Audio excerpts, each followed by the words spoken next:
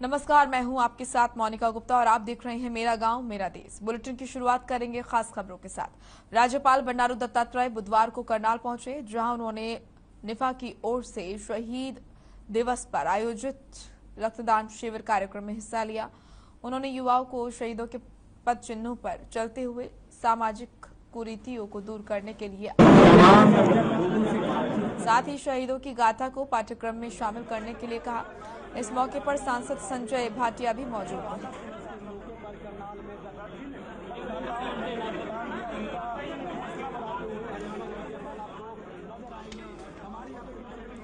राज्यपाल बंडारू दत्तात्रेय बुधवार को करनाल पहुंचे और उन्होंने निफा की ओर से शहीद दिवस पर आयोजित रक्तदान शिविर कार्यक्रम में हिस्सा लिया। उस दौरान की तस्वीरें आप देख रहे हैं। उन्होंने युवाओं को शहीदों के पद चिन्हों पर चलते हुए सामाजिक कुरीतियों को दूर करने के लिए आह्वान किया। साथ ही शहीदों की गाथा को पाठ्यक्रम में शामिल करने के लिए कहा। इस मौके पर सांसद संजय भाटिया भी मौजूद रहे।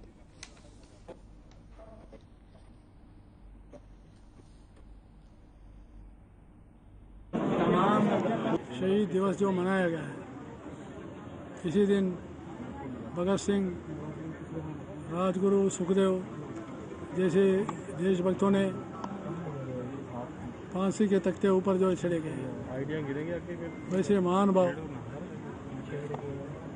बहुत से शहीद और लोग हैं। तो इसलिए हमारे युवा पीढ़ी को विशेष करके ये इतिहास उनको ज़्यादा पढ़ाना चाहिए। देखिए, आज का दिन एक बहुत ही महान दिन है, जिसमें कि हमें शहीद भगत सिंह इनसे सीखना है कि सिर्फ अपने लिए नहीं जीना है, हमें दूसरों के लिए भी जीना है।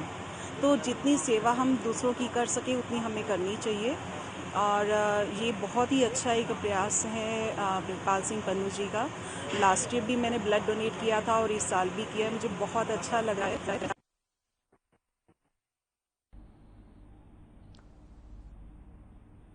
पंचकुला में शहीद आजम भगत सिंह के नाम पर बनने वाले सामुदायिक केंद्र का शिलान्यास किया गया। इस मौके पर मुख्य अतिथि के तौर पर मुख्यमंत्री मनोहर लाल ने शिरकत की। उस दौरान की तस्वीरें आप देख रहे हैं। सीएम ने ही सामुदायिक केंद्र का शिलान्यास किया। इससे पहले मुख्यमंत्री ने शहीद भगत सिंह चौक सेक्टर 15 स्थित शहीद भगत सिंह की प्रतिमा पर पुष्पांजलि अर्पित कर नमन किया। मुख्यमंत्री ने उपस्थित जनसमूह से आह्वान करते हुए कहा कि हमें क्रांतिकारी और वीर शहीदों द्वारा दिलाई गई आजादी को अवसर मानकर अपने स्वाभिमान और गौरव को कायम रखते हुए आगे बढ़ना होगा। साथ ही समाज में फैली बुराइयों और देश विरोधी ताकतों के खिलाफ लड़ना होगा।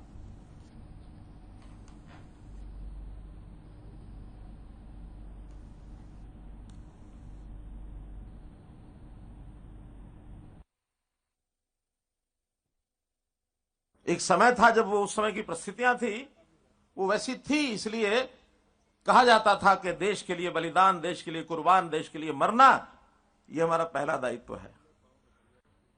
लेकिन आज वो परिस्थितियां तो नहीं है, लेकिन कुछ ना कुछ परिस्थितियां तो वैसी भी हैं। इसलिए अब हमको एक संकल्प लेना होगा कि अब हमको देश के लिए मरने के बजाय देश के लिए जीना होगा, समाज के लिए जीना होगा। अपने समाज की वो कुरीतियां जिसकी लड़ाई, अगर हम वास्तव में भगत सिंह की राह पर चलना चाहते हैं, भगत सिंह बनना चाहते हैं, तो वो जो कुरीतियां आज हमको दिखाई देती हैं, उसके लिए त्याग समर्पण का भाव मन में लाकर नशे के विरुद्ध लड़ना पड़ेगा। हमको महिलाओं के खिलाफ होने वाले अपराध, इनके विरुद्ध लड़ना पड़ेगा। हमको देश के अंदर देश विरोधी ताकतें जो अपना सिर उठा करके तरह तरह की गतिविधियां करते हैं, उनके खिलाफ लड़ना होगा।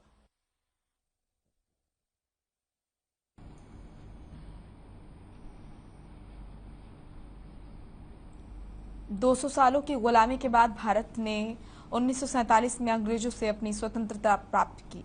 आजादी की कीमत के रूप में भारत को लाखों कुर्बानियां देनी पड़ी। इन कुर्बानियों और वीरों को श्रद्धांजलि देने के लिए भारत 23 मार्च को शहीद दिवस मनाता है। इसी कड़ी में प्रदेश में भी जगह जगह शहीद दिवस पर कार्यक्रम का आयोजन किया गया। 4 तस्वीरें आपको दिखा रहे हैं। पहली तस्वीर पंचकुला की दिखा रहे हैं, जहां सीएम मनोहर लाल ने शहीदों को नमन किया। पिहोवा, गोलाचिका और रादौर की, जहां शहीदों को याद कर नमन किया गया। ये 4 तस्वीरें आप देख रहे हैं, पंचकुला, पिहोवा, गोलाचिका और रादौर, जहां पर स्वतंत्रता सेनानियों को याद किया जा रहा है। सीएम मनोहर लाल और तस्वीरों में आप देख रहे हैं किस तरीके से पुष्पांजलि अर्पित की जा रही है शहीदों को, उन्हें याद किया जा रहा है। खेल मंत्री भी पहुंचे, उन्होंने भी शहीदों को याद किया। गोलाचिका की तस्वीरें, जहां पर शहीदों की मूर्तियों पर पुष्पांजलि अर्पित कर उन्हें याद किया गया। रादौर की तस्वीरें देख रहे हैं। ये 4 तस्वीरें शहीद दिवस पर कार्यक्रम रखे गए जगह जगह पर। पंचकुला, पिहोवा, गोलाचिका और रादौर।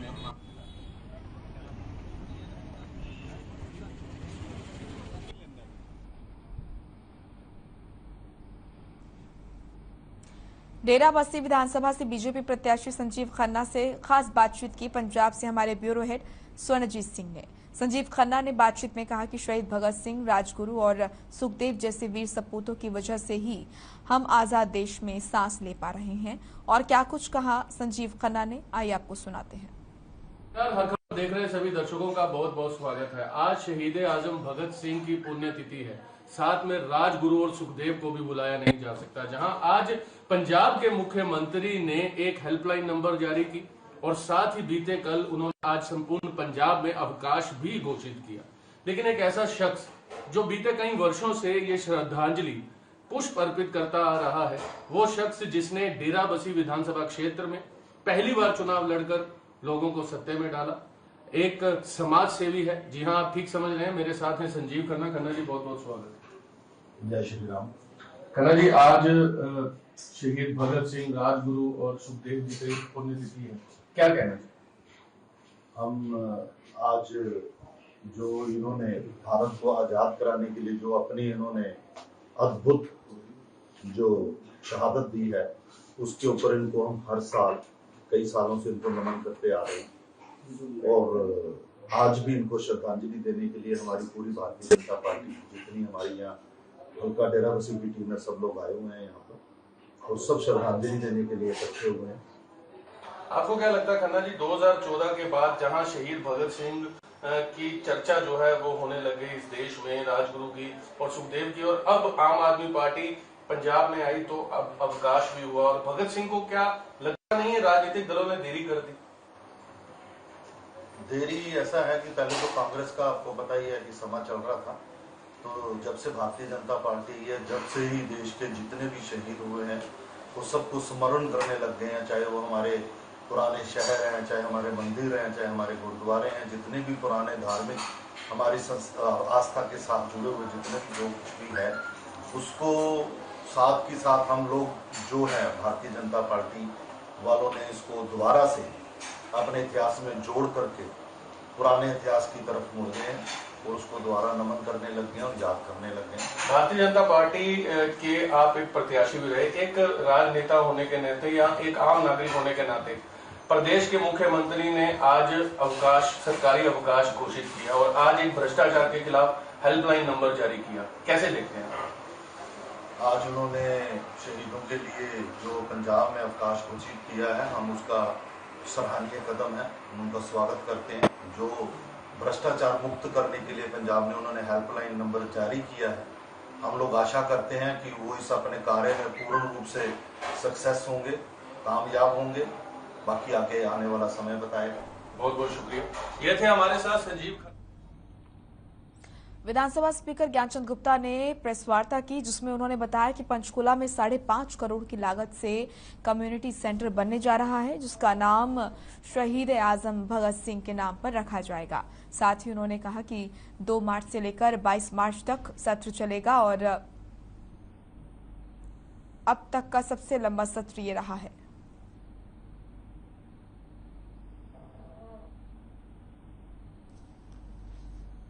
पंचकुला में था।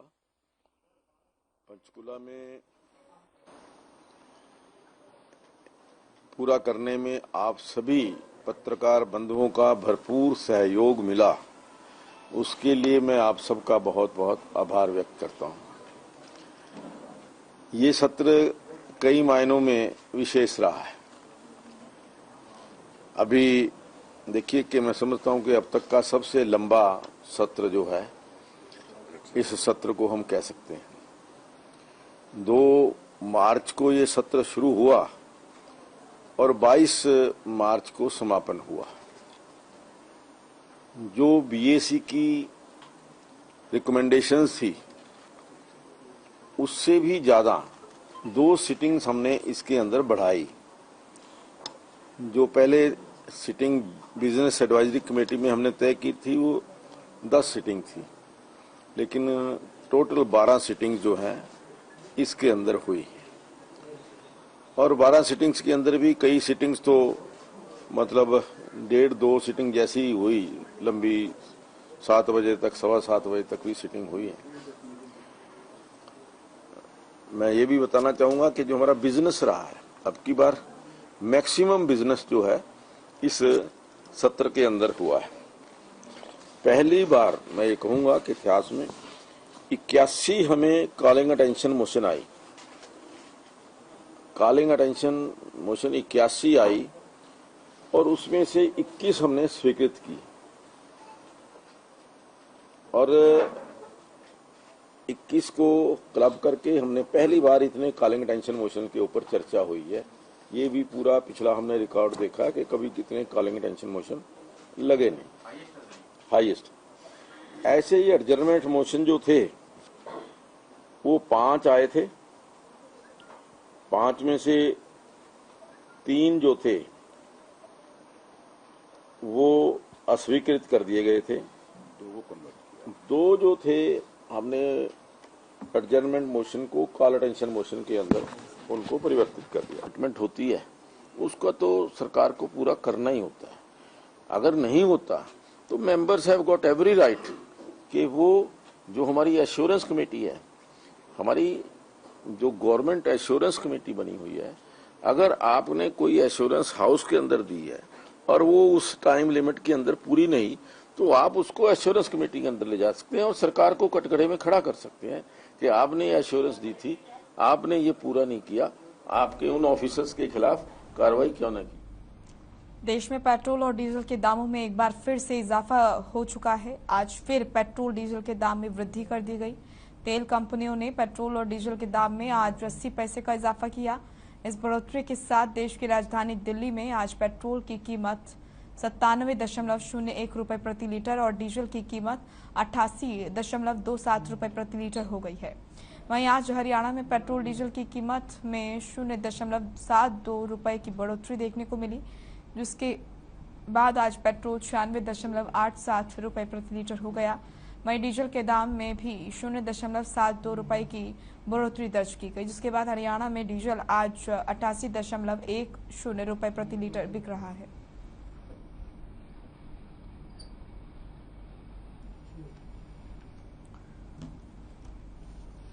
हरियाणा में 96.87 पेट्रोल और डीजल 88.10 और दिल्ली में 97.01 डीजल 88.27, मुंबई में 111.67 और वहीं डीजल 95.85। तो फिर पेट्रोल डीजल के दाम जो है वो एक बार बढ़ते हुए नजर आ रहे हैं। महंगाई की मार से जनता बेहाल नजर आ रही है। लगातार दूसरे दिन भी पेट्रोल और डीजल के दाम बढ़े हैं। अब कोलकाता की बात कर लेते हैं। पेट्रोल 106.34 और डीजल 91.42 वहीं चेन्नई में पेट्रोल 102.81 और डीजल 92.95। इसी के साथ अलग अलग शहरों में किस तरीके से क्या कुछ कीमत है पेट्रोल डीजल की, ये हम आपको दिखा रहे हैं। ब्रेक के बाद स्वागत है आपका। रुख करेंगे खबरों का। फरीदाबाद के 35वें अंतर्राष्ट्रीय सूरजकुंड मेले में ट्रैफिक पुलिस का अलग ही अंदाज नजर आ रहा है। साथ ही ट्रैफिक पुलिस अपनी पूरी जिम्मेदारी के साथ लोगों को सड़क दुर्घटनाओं से बचाने के लिए जागरूक कर रहे हैं। वहीं एएसआई वीरेंद्र सिंह ने लोगों को समझाते हुए कहा कि यहाँ पर हर रोज सड़क दुर्घटनाओं में कई लोगों की जान जाती है, इसलिए सतर्क रहें और नियमों का पालन करें।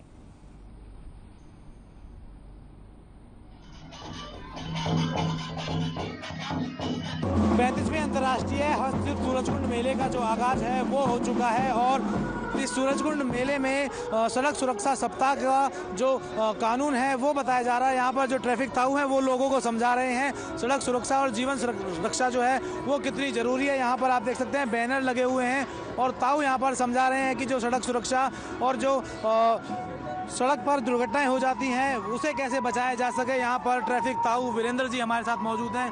सर, हर खबर पर आपका बहुत बहुत धन्यवाद, शुक्रिया करते हैं, हम आपका अभिवादन करते हैं। हाँ जी, राम राम जी। हर खबर के ऊपर आप जो अच्छी खबर दिखाते हो, बहुत ही आपका धन्यवाद जी।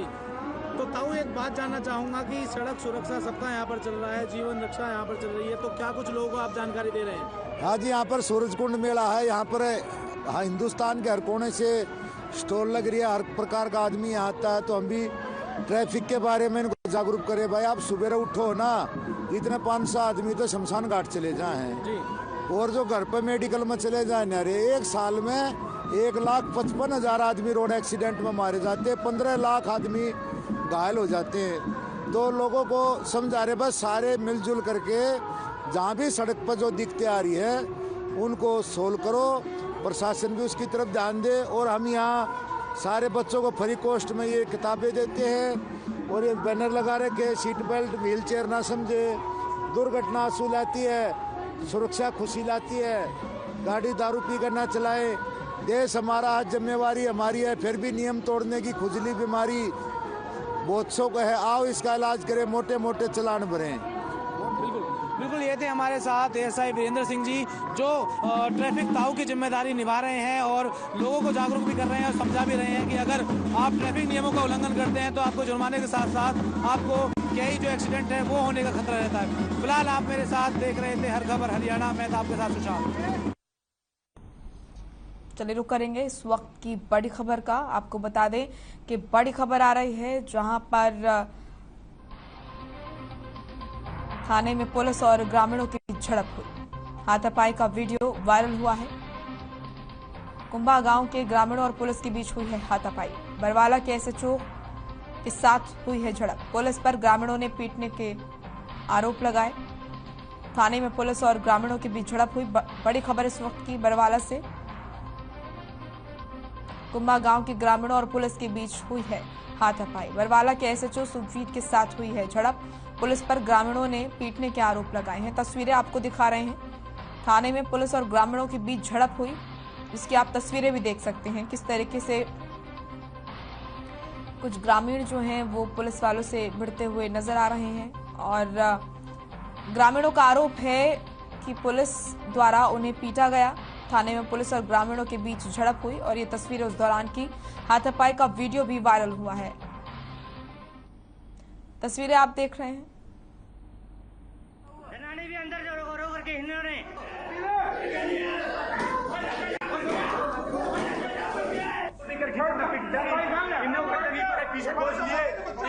ले जाइए।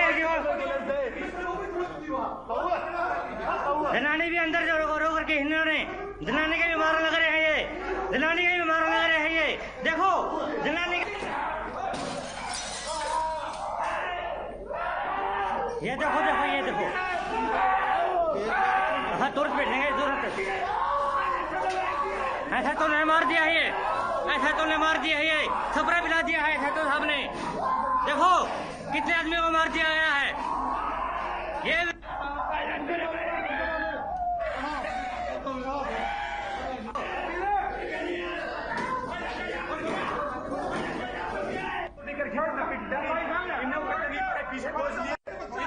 ले जाओ यार क्यों? जनानी भी अंदर जो रो करके इन्होंने जनानी के भी मारा लग रहे हैं ये, जनानी के भी मारा लग रहे हैं ये। देखो जनानी ये देखो देखो ये देखो, हाँ तुरंत बैठेंगे तुरंत। ऐसा तो नहीं मार दिया है ये, ऐसा तो नहीं मार दिया है ये, खबरें पिला दिया है ऐसा तो साहब ने। देखो कितने आदमियों को मार दिया गया है ये।